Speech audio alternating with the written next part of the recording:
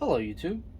In today's video I wanted to show you a new little ILG find that I have here. This is an old slide chart made by the company PERRYGRAF, and you can see here it says ILG Fan Selector, and I'm going to show how this chart works. So, and also this is copyrighted 1953. I'll zoom in here so you can see some of the different parts of this thing up close. See certified ratings. They give you these charts. Obviously you want to have your exhaust fan and your intake vents on opposite sides of the building to get proper airflow, and this shows the way that the self-cooled motor works. And now we're going to start on the opposite side here, and I'll show you how this works. So step one, it says set length under width, read cubic feet over ceiling height. So I'm just going to throw out a random example here. Let's say we have a room that is 30 feet by 50 feet. So with this chart, we're going to line up 30 and 50 up here. So slide this over right about there, 30 by 50. So you can see that it works in either direction. So we can either have a 50 by 30 or a 30 by 50, but they're both going to give you the same square footage. So once you have the ceiling height calculated, it'll give you the same cubic feet. And that's exactly the next step here. We have to figure out what is the cubic feet, and we do that by the ceiling height. So we said we have a 30 by 50 room, and let's say the ceiling height is 16 feet. So we've got a 30 by 50 by 16 foot room. And if we calculate this here according to the chart, it's about 24, actually it's right on, 24,000 cubic feet. So of course you could do that by simply multiplying as well. You could do the 30 by 50 by 16, you'll get the 20,000. So now the next step says, set cubic feet under minutes per air change, read fan size above arrow, see other side for specifications. So we're going to take that 24,000 cubic feet, and we need to figure out what air change we would like. So I'm going to zoom in again here a little bit, bring this closer to you. You can see this little chart that shows various types of buildings or environments for these fans, and what a suggested air change rate should be.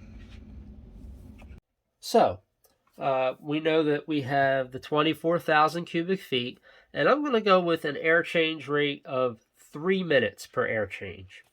So we're going to slide this over until we line up 24,000 with 3. So right there we have it lined up, and now we can choose our fan size.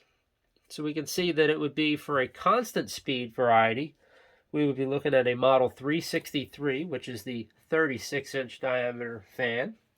For a 2-speed, if we're running on high speed, again, the 363, but if it was on low speed, we would actually step up to a 423.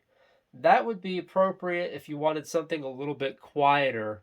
And then also, since that would be running on low speed, it would always give you the option to run it on high, and you would get an even faster air change rate. So that would be for that. Or if you wanted the high-speed fan, which would be the noisiest option of all of them, you would go with the model 303 high-speed fan. So now, for this, let's say it's a space we want to be really quiet. So I'm going to go with the 423 running on low speed. So we're going to flip this over to the other side, and we're going to go along the top here, and we need to slide this over until we line up 423 and 2-speed. So 2-speed fan, 423 right there.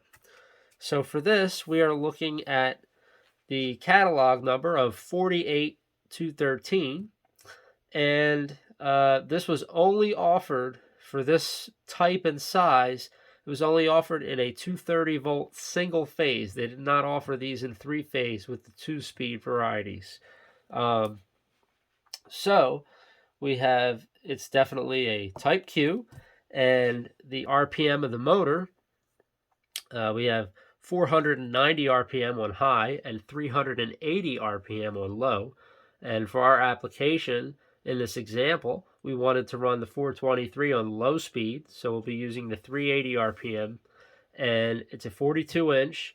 The horsepower rating of the motor is 7/8 of a horsepower, and the decibel rating for the noise this fan is going to make on high speed would be 61 decibels, and on low speed it would be 54. So we plan on, for this example, running it at the low speed, so we'd have 54 decibels this fan would make. And of course at the bottom they give you the weights for the fan. This one, again, only offered in single phase for this particular setup.